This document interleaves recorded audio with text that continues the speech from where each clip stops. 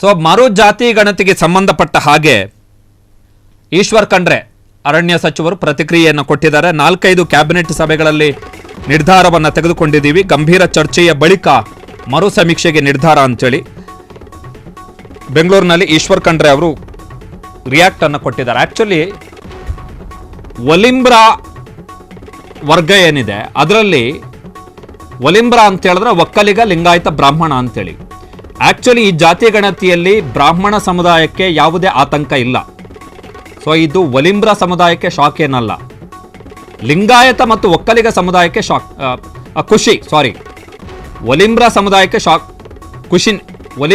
ಒಲಿಂಬ್ರಾ ಸಮುದಾಯಕ್ಕೆ ಇದು ಖುಷಿಯ ಸುದ್ದಿ. ಆದರೆ ಇಲ್ಲಿ ಒಲಿಂಬ್ರಾ ಅಂದ್ರೆ ಏನು? ಒಕ್ಕಲಿಗ, ಲಿಂಗಾಯತ, ಬ್ರಾಹ್ಮಣ ಅಂತೇಳಿ. ಆದರೆ ಈ ಜಾತಿ ಗಣತಿಗೂ ಬ್ರಾಹ್ಮಣ ಸಮುದಾಯಕ್ಕೂ ಸಂಬಂಧ ಇಲ್ಲ. ಕಾರಣ ಏನು ಅಂತ ಹೇಳಿದ್ರೆ, ಬ್ರಾಹ್ಮಣ ಸಮುದಾಯವನ್ನು ಆಲ್ರೆಡಿ ನಾವು ಅದನ್ನು ಕೇಂದ್ರ ಸರ್ಕಾರದ ಸೂಚನೆಯ ಮೇರೆಗೆ ಕೇಂದ್ರ ಸರ್ಕಾರ ಏನು ನಿರ್ಧಾರವನ್ನು ಕೈಗೊಳ್ತು, EWS ಎಕನಾಮಿಕ್ಲಿ ವೀಕರ್ ಸೆಕ್ಷನ್ ಅಡಿಯಲ್ಲಿ ಏನು 10% ಮೀಸಲಾತಿಯನ್ನು ತರಲಾಯಿತು. ಆ ಮೀಸಲಾತಿಯ ಅಡಿಯಲ್ಲಿ ಬ್ರಾಹ್ಮಣ ಸಮುದಾಯಕ್ಕೆ ಆಲ್ರೆಡಿ ಮೀಸಲಾತಿ ಇದೆ. So it is not about ಒಲಿಂಬ್ರಾ, it is only about Okkaliga and Lingayat. Only about Okkaliga and Lingayat. So Okkaliga ಮತ್ತು ಲಿಂಗಾಯತ ಸಮುದಾಯಕ್ಕೆ ಖುಷಿ, ಅಹಿಂದ ಸಮುದಾಯಕ್ಕೆ ಶಾಕ್. ಕಾಂಗ್ರೆಸ್ ಹೈಕಮಾಂಡ್ ತೆಗೆದುಕೊಂಡಂತಹ ನಿರ್ಧಾರವನ್ನು ಈಶ್ವರ್ ಖಂಡ್ರೆ ಅವರು ಸ್ವಾಗತ ಮಾಡಿದ್ದಾರೆ. ಲಿಂಗಾಯತ ಸಮುದಾಯಕ್ಕೆ ಸೇರಿದಂತಹ ಈಶ್ವರ್ ಖಂಡ್ರೆ ಅವರು ಅದನ್ನು ನಾನು ಸ್ವಾಗತ ಮಾಡ್ತೇನೆ ಮತ್ತು ಆದಷ್ಟು ಶೀಘ್ರದಲ್ಲಿ ಪಾರದರ್ಶಕವಾಗಿ ಅದನ್ನು ನಮ್ಮ ಸರ್ಕಾರ ಮಾಡುತ್ತೆ. ಎಲ್ಲರಿಗೂ ಅದಕ್ಕೆ ಒಪ್ಪಿಗೆ ಸಿಗ್ತದೆ ಮತ್ತು ನೈಜವಾದಂಥ ಜನರಿಗೆ, ಸಮುದಾಯಗಳಿಗೆ ಸಾಮಾಜಿಕ ನ್ಯಾಯ ನಾವು ಕೊಡ್ತೀವಿ ಅನ್ನುವಂಥ ಮಾತನ್ನು ಹೇಳಲಿಕ್ಕೆ ಬಯಸ್ತೇವೆ. ಒಂದು ವೇಳೆ ಸರ್ಕಾರ ಇದನ್ನು ಅನುಷ್ಠಾನನೇ ಮಾಡಬೇಕು ಅಂತ ಹೇಳಿದ್ರೆ ಅವತ್ತೇ ಮಾಡ್ಬೋದಾಗಿತ್ತಲ್ಲ. ಯಾವತ್ತಿನ ದಿವಸ ಈ ವರದಿ ಸರ್ಕಾರದ ಕೈ ಸೇರಿತ್ತು, ಅವತ್ತೇ ಒಂದು ಸಚಿವ ಸಂಪುಟದ ಸಭೆ ಕರೆದು ಮಾಡ್ಬೋದಾಗಿತ್ತು. ಇದ್ರ ಬಗ್ಗೆ ಭಾಳ ವಿಸ್ತೃತವಾಗಿ ಚರ್ಚೆ ಮಾಡಬೇಕು ಅಂತೇಳಿ ಮಾನ್ಯ ಮುಖ್ಯಮಂತ್ರಿಗಳು ಇವತ್ತು ಅದ್ರ ಬಗ್ಗೆ ತೀರ್ಮಾನ ಮಾಡಿ ಸುಮಾರು 4-5 ಸಚಿವ ಸಂಪುಟದ ಸಭೆಯಲ್ಲಿ ಭಾಳ ಕೂಲಂಕುಷವಾಗಿ ವಿಸ್ತೃತವಾಗಿ ಚರ್ಚೆ ಆದ ಮೇಲೆ ಸನ್ಮಾನ್ಯ ಮುಖ್ಯಮಂತ್ರಿಗಳು ಇದು ಮನದಟ್ಟಾಗಿತ್ತು. ಹೀಗಾಗಿ ಇವತ್ತು ಸರ್ಕಾರ ಮತ್ತು ಪಕ್ಷ ಎಲ್ಲರೂ ಒಗ್ಗಟ್ಟಾಗಿ ಈ ಒಂದು ತೀರ್ಮಾನಕ್ಕೆ ಬಂದಿದ್ದಾರೆ. ಅದು ಸ್ವಾಗತಾರ್ಹವಾದಂಥದ್ದು ಅಂತ ಹೇಳಲಿಕ್ಕೆ ಬಯಸ್ತೇನೆ. ಹೇಮಾವತಿ ಕೆನಾಲ್ ಎಕ್ಸ್ಪ್ರೆಸ್ಗೆ ಕೇಂದ್ರ ರೈಲ್ವೆ ಖಾತೆ ರಾಜ್ಯ ಸಚಿವ ವಿ ಸೋಮಣ್ಣ ಅವರು ಆಕ್ರೋಶವನ್ನು ಹೊರಹಾಕಿದ್ದಾರೆ. ಸೊ ಅವರ ಪ್ರತಿರೋಧ ಮುಂದುವರೆದಿದೆ. ಇದು ಅವೈಜ್ಞಾನಿಕ ಯೋಜನೆ. ಈ ಯೋಜನೆಯನ್ನು ಸ್ಥಗಿತಗೊಳಿಸಬೇಕು. ಮುಖ್ಯಮಂತ್ರಿ ಸಿದ್ದರಾಮಯ್ಯ ಮತ್ತು DCM DK ಶಿವಕುಮಾರ್ ಅವರ ಜೊತೆ ನಾನು ಮಾತಾಡ್ತೀನಿ. ಈ ಯೋಜನೆಯನ್ನು ತಾಂತ್ರಿಕವಾಗಿ ಸರಿಪಡಿಸದೆ ಹೋದರೆ ಕಷ್ಟ ಆಗುತ್ತೆ, ಮುಂದೆ ಭಾರಿ ಹೋರಾಟ ಆಗುತ್ತೆ ಅಂಥೇಳಿ ಕೇಂದ್ರ ರೈಲ್ವೆ ಖಾತೆ ರಾಜ್ಯ ಸಚಿವ ಮತ್ತು ತುಮಕೂರು ಲೋಕಸಭಾ ಕ್ಷೇತ್ರದ ಸಂಸದ ವಿ ಸೋಮಣ್ಣ ಅವರು ಸ್ಟೇಟ್ಮೆಂಟನ್ನು ಕೊಟ್ಟಿದ್ದಾರೆ. ಸೊ ಇವತ್ತು ಸೋಮಣ್ಣ ಅವರು ತುಮಕೂರಿಗೆ ಭೇಟಿಯನ್ನು ಕೊಟ್ಟಿದ್ದರು. ಅಲ್ಲಿ ಹೇಮಾವತಿ ಎಕ್ಸ್ಪ್ರೆಸ್ ಕೆನಾಲ್ ಯಾವುದನ್ನು ಈಗ ಸ್ಥಗಿತಗೊಳಿಸಲಾಗಿದೆ. ಸೊ ಆ ಹೋರಾಟಕ್ಕೆ ಸಂಬಂಧಪಟ್ಟ ಹಾಗೆ ಸಭೆಯನ್ನು ಕೂಡ ನಡೆಸಿದ್ರು. ಅದಾದ ಬಳಿಕ ವಿ ಸೋಮಣ್ಣ ಅವರು ರಿಯಾಕ್ಟ್ ಮಾಡಿದ್ದಾರೆ.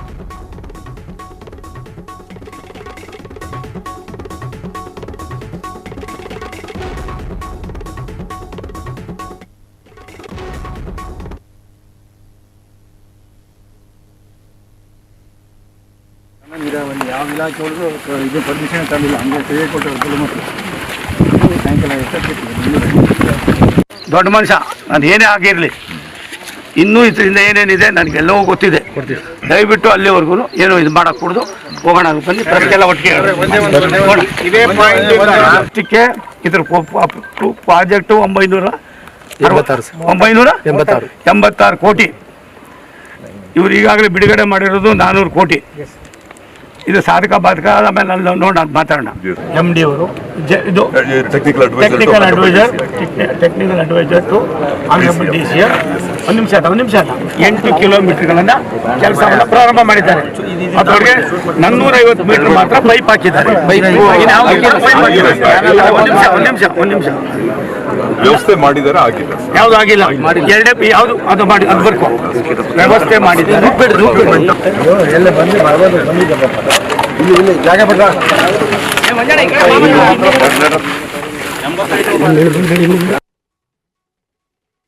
ಜಿಲ್ಲಾ ಉಸ್ತುವಾರಿ ಮಂತ್ರಿಗಳು ತಾಂತ್ರಿಕವಾಗಿ ಇದನ್ನ ಸರಿಪಡಿಸದೆ ಹೋದ್ರೆ ಮುಂದಿನ ದಿನಗಳಲ್ಲಿ ಏನೋ ಒಂದೊಂದು ಹೆಚ್ಚಾಗಿ ನನಗನ್ನಿಸಿದೆ ಅವ್ರು ಬಂದು ನೋಡಿದ್ರೆ ಇವು ಕೂಡ ಸರಿ ಹೋಗ್ತಾರೆ. ನನಗೂ ಕೂಡ ಒಂದು ಭಾವನೆ ಇತ್ತು. ಇದು ಅವೈಜ್ಞಾನಿಕವಾಗಿ ಮಾಡಿರ್ತಕ್ಕಂಥ ಒಂದು ಯೋಜನೆ. ಈ ಅವೈಜ್ಞಾನಿಕ ಯೋಜನೆಯಿಂದ ಅವ್ರ ಮನಸ್ಸನ್ನ ಗೆಲ್ಲಬೇಕಾಗಿತ್ತು. ಯಾರು ಗೆದ್ದಿಲ್ಲೋ ಯಾರು ಸೋತಿಲ್ಲೋ ನನಗೆ ಗೊತ್ತಿಲ್ಲ. ಈ ಅವೈಜ್ಞಾನಿಕವಾಗಿರ್ತಕ್ಕಂಥ ಈ ಒಂದು ಯೋಜನೆ ಏನಿದೆ ಇದನ್ನ ಸ್ಥಗಿತಗೊಳಿಸಬೇಕು. ಅದಕ್ಕೆ ಈಗಾಗಲೇ ಅಧಿಕಾರಿಗಳಿಗೆ ಹೇಳಿದ್ದೀನಿ, ಅವ್ರು ಅದರಂತೆ ನಡ್ಕೋತಾರೆ.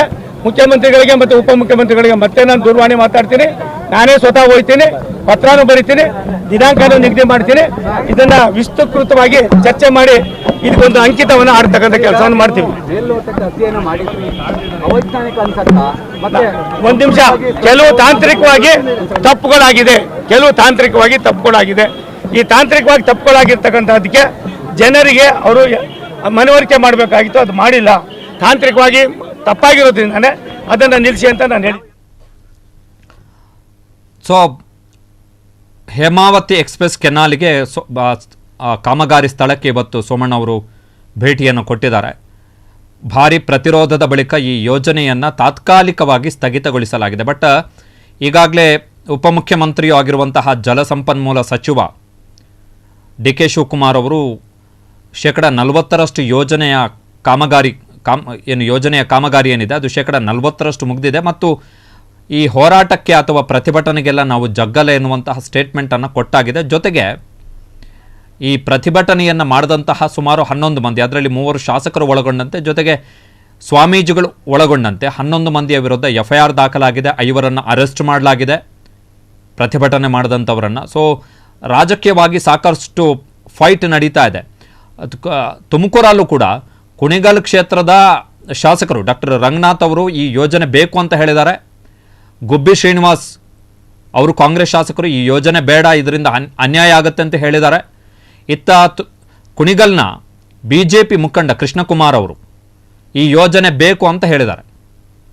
ಸೊ ಕುಣಿಗಲ್ನಲ್ಲಿ ಈ ಯೋಜನೆಗೆ ಬೆಂಬಲ ಇದೆ, ಉಳಿದ ಹಾಗೆ ತುಮಕೂರಿನಲ್ಲಿ ಈ ಯೋಜನೆಗೆ ವಿರೋಧ ಇರುವಂಥದ್ದು. ಸೊ ಇದನ್ನು ಹೆಂಗೆ ಯಾವ ರೀತಿ ಹ್ಯಾಂಡ್ಲ್ ಮಾಡ್ತಾರೆ ಅನ್ನುವಂಥದ್ದು ವೆರಿ ಇಂಪಾರ್ಟೆಂಟ್. ಈಗಾಗಲೇ ಸೋಮಣ್ಣ ಅವರು 2 ಪತ್ರವನ್ನು ಬರೆದಿದ್ದಾರೆ ಮುಖ್ಯಮಂತ್ರಿಗಳಿಗೆ. ಒಂದು ಯೋಜನೆ ತಡೆ ಕೊಡಬೇಕು ಅಂತೇಳಿ, ಜೊತೆಗೆ ತಡೆ ಕೊಡದೆ ಯೋಜನೆ ಮುಂದುವರೆದು ಪ್ರತಿಭಟನೆ ಆಗಿ FIR ಆದಮೇಲೆ ಮತ್ತೆ ಇನ್ನೊಂದು 2ನೇ ಪತ್ರವನ್ನು ಬರೆದ್ರು ಸೋಮಣ್ಣ.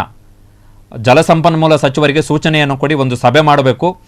ಏನು ಸಭೆ ಅಂತ ಹೇಳಿದ್ರೆ, ಈ ಎಕ್ಸ್ಪ್ರೆಸ್ ಕೆನಾಲ್ ಯೋಜನೆ ಇದೆಯಲ್ಲ, ಇದರಲ್ಲಿ ಒಂದು ರಿಪೋರ್ಟ್ ಬಂತು ಆರಂಭದಲ್ಲಿ, ಇದರ ಫೀಸಿಬಿಲಿಟಿ, ಈ ಯೋಜನೆಯನ್ನು ಜಾರಿಗೆ ತರುವಂಥದ್ದು ಸೂಕ್ತ ಅಲ್ಲ ಅಂತೇಳಿ ಒಂದು ರಿಪೋರ್ಟ್ ಬಂತು. ಆ ರಿಪೋರ್ಟ್ ರೆಡಿ ಮಾಡಿದಂಥವ್ರು ಬರಬೇಕು ಸಭೆಗೆ.